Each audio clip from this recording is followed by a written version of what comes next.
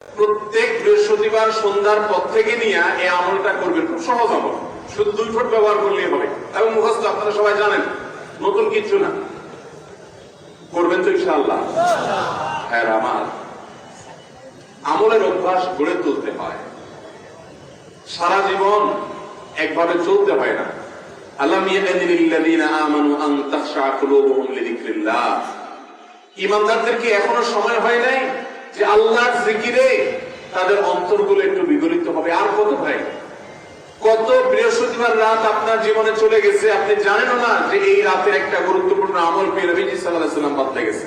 আপনি জানেন আমলটা, আপনারা এখানে যতজন আছেন সবাই জানেন, জানেন না মানে একজনও নেই, সবাই জানেন আমলটা এরকম একটা আমল, কিন্তু সে আমলটা যে এই সময় করতে হয় হয়তো জানেন না, অথবা জানেন কিন্তু আমল নেই। আমলটা হলো ভাইরা দুরূদ পাঠ করা। দুরূদ জানি না এমন কোন মানুষ আছে এখানে?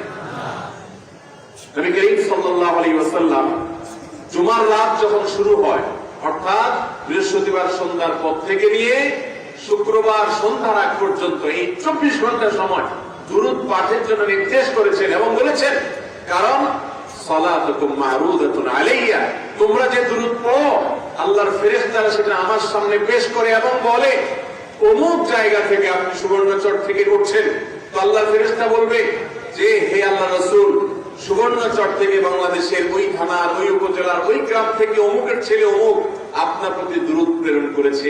নবীজি সাল্লাল্লাহু আলাইহি ওয়াসাল্লামের সেটা উপস্থাপন করা হবে। অতএব আমরা এই জুমার রাতের আমলটা করবো তো ইনশাআল্লাহ? ভাইরা আমার, আপনি যদি আমাকে জিজ্ঞাসা করেন যে ভাই একটা আমলের কথা বলেন যে আমলটা আমার সকল কিছুর জন্য যথেষ্ট হয়ে যাবে, তো আমি বলবো সেটা হলো দুরূদের আমল। নবী সাল্লাল্লাহু আলাইহি ওয়াসাল্লাম বলেছেন, যে ব্যক্তি দুরূদকে নিয়মিত করবে, আঁকড়ে ধরবে, যত বড় বিপদে থাকুক না কেন, বিপদ থেকে উদ্ধারের পথ আল্লাহ তাকে দেখাবেনই দেখাবেন ইনশাআল্লাহ। ভাইরা আমার, এই দুরূদ হাজার সমস্যার সমাধান করে। আমরা দোয়া করব নবীজি সাল্লাল্লাহু আলাইহি ওয়াসাল্লামের জন্য, লাভ হবে আমাদের নিজেদের। অতএব দুরূদ পড়ব তো ইনশাআল্লাহ। বিশেষ করে জুমার রাত, আজকে মাহফিলে আছেন, এখনই মনে মনে শুরু করে দেন, যাওয়ার সময় পড়বেন এবং আগামীকাল সন্ধ্যা পর্যন্ত প্রত্যেক বৃহস্পতিবারে পরিবারকে মনে করে দিবেন, নিজে মনে করবেন। এই আমলগুলো আমাদের মধ্যে এভাবে অভ্যাস গড়ে তুলতে হবে। আল্লাহ আমাদের সবাইকে আমলের তৌফিক দান করে।